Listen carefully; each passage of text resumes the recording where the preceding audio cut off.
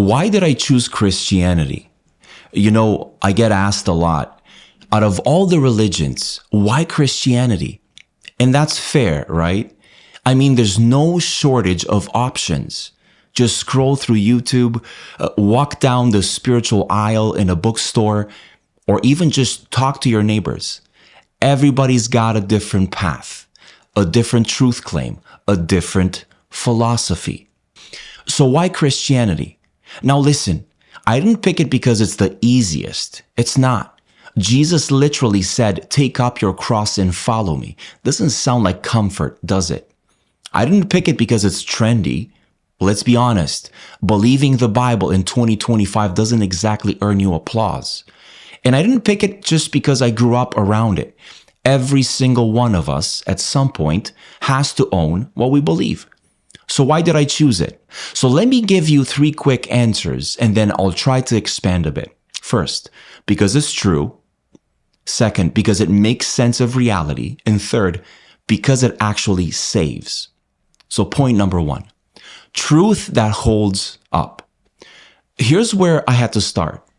Does Christianity actually make sense?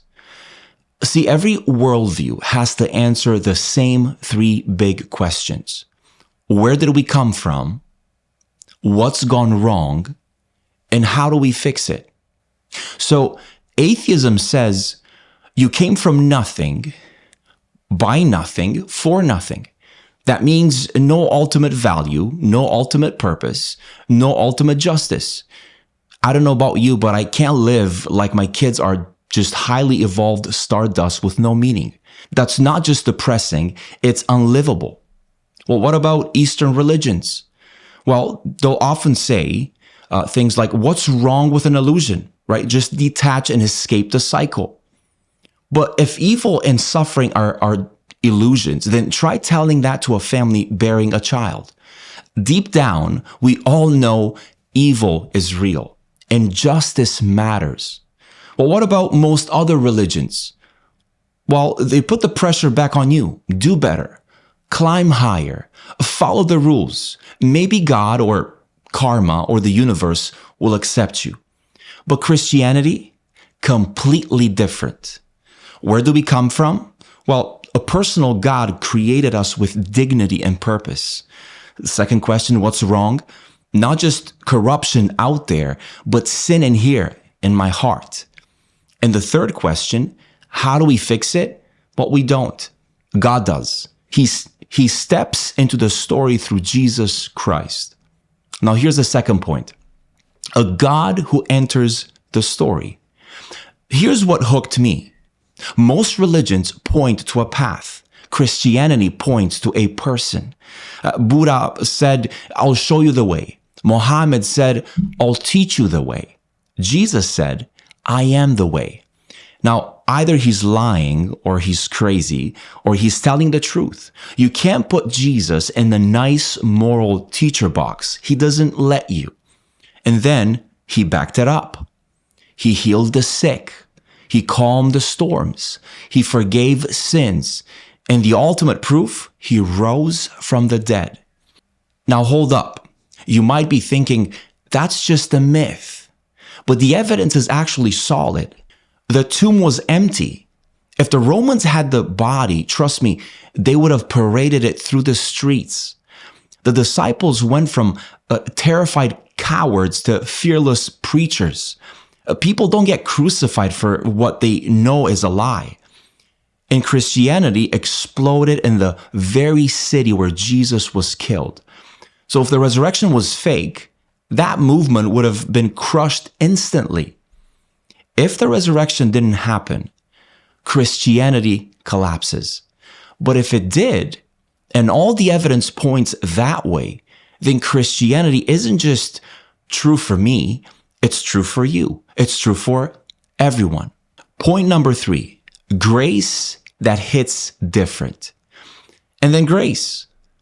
Oh man, this is a game changer. Every system I looked at basically said, perform first, then maybe be accepted. Well, Christianity says you are accepted first because of Christ's performance for you. See, if it's all on me, my prayers, my morality, my record, I'm always insecure. I've got that constant anxiety that I do enough, that I measure up, that I pray long enough. And when I fail, which I do, I'm crushed.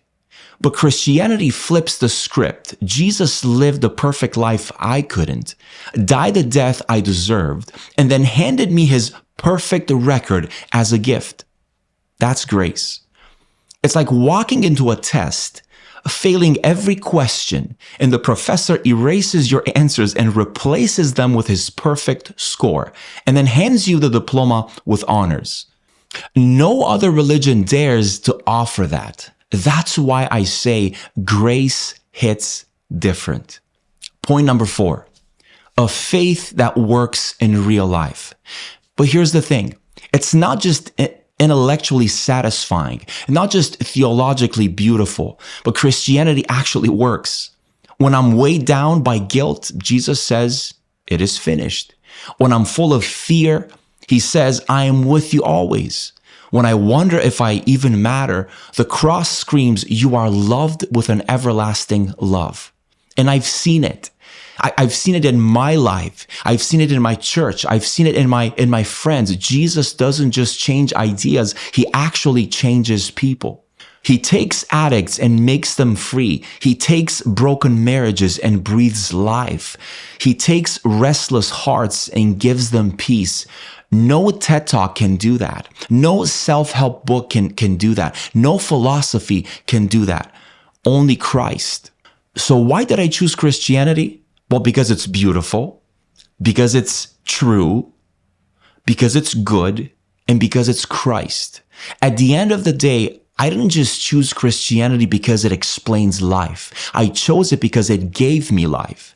And maybe you're watching this right now and you're tired of striving, maybe tired of trying to hold it all together. Maybe it's time to stop climbing and let the God who came down carry you. Well, that's Christianity.